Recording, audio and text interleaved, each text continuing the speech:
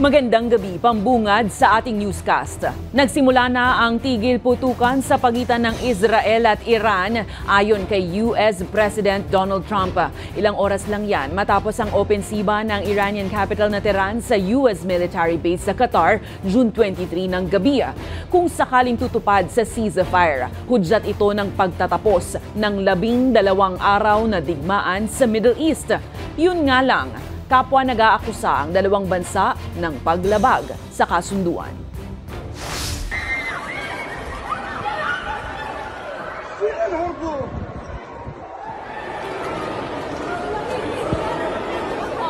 Ito ang nakakakilabot na mga sandali nang magtakbuhan palabas ang mga namamasyal sa isang mall sa Doha, Qatar matapos maglunsad ang Iran ng 6 na projectile missiles June 23 ng gabi.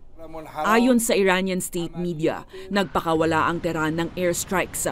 Target ang American military base sa Qatar bilang ganti sa pambobomba ng USA sa nuclear sites ng Iran nitong weekend.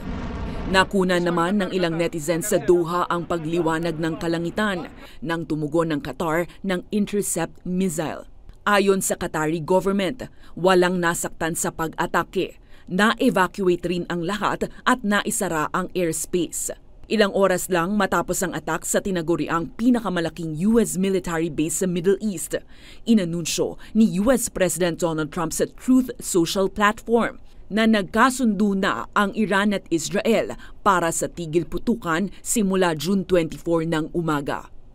Hindi agad kinilala ng dalawang panig ang ceasefire agreement pero kalaunan ay pumayag rin ng Israel habang sinabi naman ng Iran na payag ito sa kapayapaan kung mauunang tumigil sa opensiba ang Israel.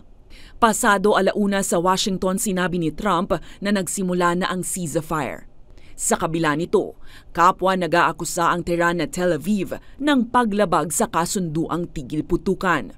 I think both violated it. I'm not sure they did it intentionally. They couldn't rein people back. I don't like the fact that Israel went out this morning at all, and I'm going to see if I can stop it. So as soon as I get away from you, I'm going to see if I can stop it. June 12 nang sumiklab ang digmaan matapos maglunsad ng opensiba ang Israel sa Iran bilang pagtutol umano sa nuclear sites ng Iran. Kung kapwa tutupad ang dalawa sa tigil putukan, hudyat ito ng pagtatapos ng 12 araw na digmaan na nagpakaba sa buong mundo dahil sa banta nito sa pandaigdigang kapayapaan.